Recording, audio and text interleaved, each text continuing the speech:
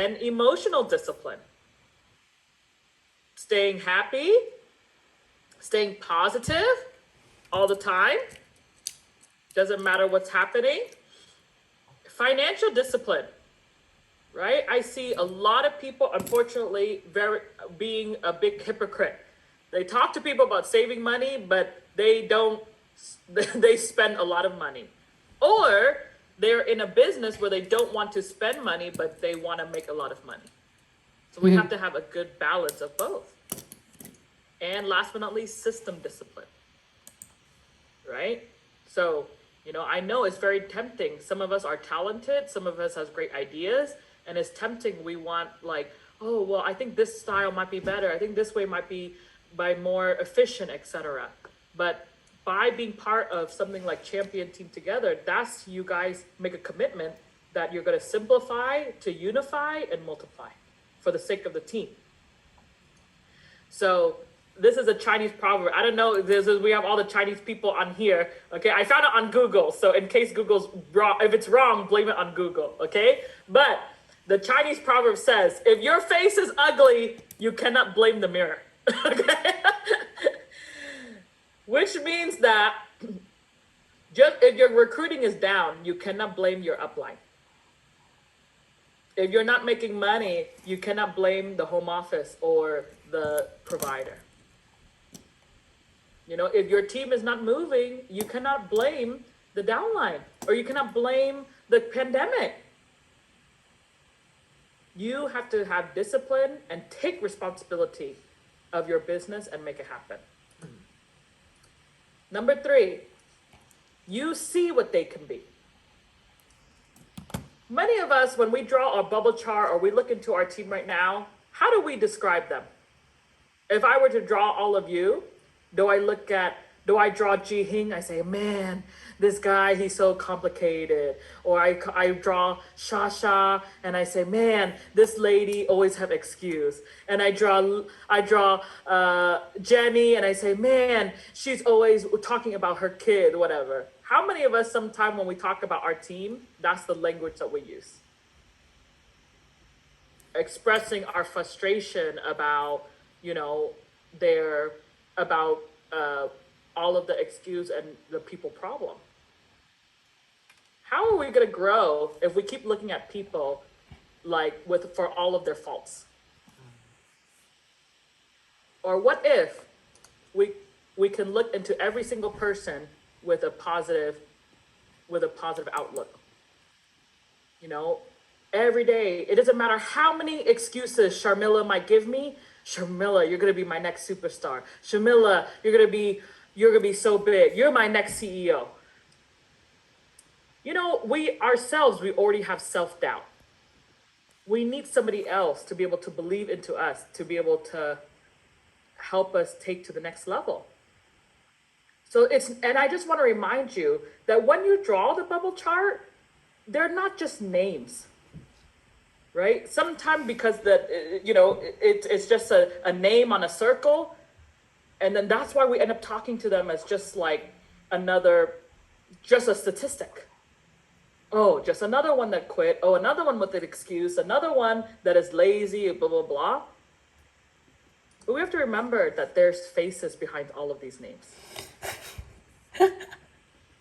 There's families, right? There's kids. There's parents. There's generations that are behind these names, and we have to be the ones to see what they can be. So it's your job to tell whether it's these people on the screen or anybody in your bubble chart, and keep reminding them, you can do it. It doesn't matter how many times you've been disappointed, whatever, right? It being the most positive person in the room for your team and for others. And last but not least, point number 4 is repetition and enthusiasm. So how long can you be enthusiastic? And also, when you're repeating the same thing over and over and over, can you keep doing it with enthusiasm?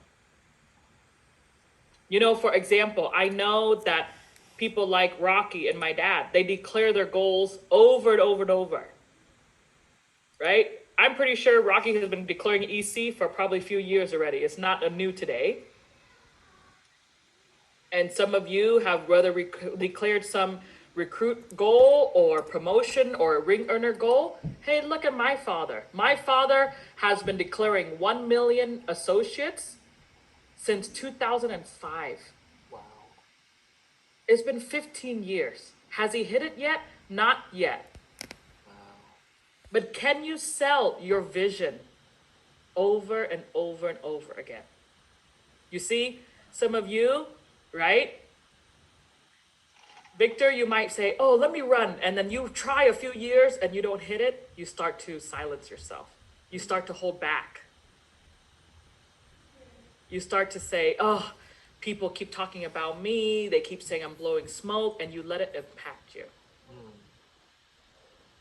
Who, my dad has a very awesome question. He said, who stole your dream?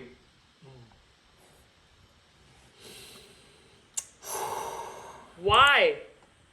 Why, the last time it was easy to dream is when you're a child. And who was the person that took your self-confidence? Who's the person that stole your dream? So that's why you have to repeat over and over. And you know what? Someday you keep repeating it. One day it just has to happen. Whether it's truth or lies, we can see in America today, right? As long as you keep repeating over and over, somehow it becomes reality. Is that true? Yes. So you know what? Remember how I told you my dad came home and to my mom and said, I finally found it. And she said, again? Guess what? My dad kept repeating, I found it. Honey, I will become a millionaire. Honey, we will be debt free. Sweetie, we're going to travel the world. We're going to make it. And he had to sell to her and repeat over and over. But most people, we declare to our spouse or our kids once or twice, and then we get fearful. So we start holding back. So repetition and enthusiasm. Well, in one way, I want to talk on a tangible side, which is that when you talk to people about the business, you try to prospect or present one time and you expect them to join right away. Okay? The rule of advertising, they call 7 times factor, which basically, if you can see, is that a customer needs to see an ad at least 7 times before they buy. Basically, it's actually 7 times before you even notice it. So Dora, you keep sharing and then you just say once or twice and then they don't respond to you. Or, they say, oh, later, like they keep procrastinating and you say, okay, I give up. And that's why we mostly follow up only 3 to 4 times maximum. And then we try to move on. So that's why you should have a bubble chart, not only of people you join, but you should have a people who you prospect, that you need to follow up. Okay? And this is a famous line from Bruce Lee, is that I fear not the man who practiced 10,000 kicks, but I fear the man who has practiced one kick 10,000 times. Okay? So whether it's a message, whether it's a presentation, whether it's your belief, I want to introduce you a new Bruce Lee. That is Swan Win. He said, I fear not the man who has practiced 10,000 presentation, but I fear the man who has practiced one presentation 10,000 times. So, hey, Malai, you say, oh, Rocky has a new, he want to do it this way now. It doesn't work. You only did it 3 times, you say it doesn't work. And he has a new content, you say you only try 1 or 2 times, it doesn't work, right? And always just have lack of patience. Why don't you try the presentation or try that new way or do the actual system the way it's supposed to do 10,000 times. And then if it doesn't work, then we can talk and see how we can improve. Right? So my dad has a famous quote: "Find something you believe in and put your life to fight for it." I believe that Rocky is he found something he believed in and he's putting his life to fight for it. That's why he would put his that's why his 60th birthday is with all of you instead of family and friends or whoever it could be, right? Um, but speaking about recruiting, okay, I want to show you a little Excel sheet. Rocky, I actually appreciate you. You are the one that showed me first um, your Excel sheet of the super base recruits for all of the CEOs in your team, right? And you were able to come up with an average of 1,700 uh, of super base recruits. And so what I decided to do is I wanted to see if that's the same for other other hierarchy outside of Rocky Shi. And luckily, I was able to ask the company to send me all the CEO and entire Swan's hierarchy, the super base recruits from the day they join to become CEO.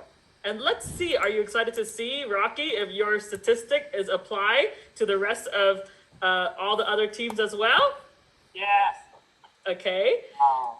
So here it is, okay? But I think that maybe for people like you, Rocky, I'm not sure, okay? But I think the people that joined earlier, right, as you can see, like because we don't have computer system, they were not really able to track. You can see like before 1997, I feel like it's off, right? Like there's probably no way Penny only did 600 recruit to become CEO, but I don't know, okay? So I could be wrong because these people you can see here, these people all were CEO before 2000. So it's not 100% accurate, but okay. So why don't we go through to look at the later years? Okay, so of course, we start to see now in the thousands. So I start to have a feeling like basically in 19 later of 2000, 1995 to 96 is probably more accurate. And this is sorted by start date. Okay, so this is the how it's sorted right now. But for sure, I am very, very confident that it is accurate starting in 2000 and whatnot because of that's when acquired by WFG and everything. Okay, so you can see here, all this is everybody under Swan team. So whether Raquel or Kevin Huynh, Nick Lee, or Bernadette, etc. So I know that you guys know your own team already. Okay, so I don't. Obviously, we don't have time to go through one by one. It's a very long list, but can you? I'm gonna keep scrolling slowly, and can you give me a drum roll on your desk so that we could see what is the number of the average to become a CEO? Okay, dun dun dun dun. Okay, sorry, I know it's a long list, but here we go. Look at that, Rocky. 1,792. Okay, so maybe a little bit higher with all the big ratio and everything. Okay, so let's just say 1,800, but pretty much is very, very close to the number that you originally found, right? So I just want to appreciate you for, to do that first in your team. I think it's been an awesome experiment.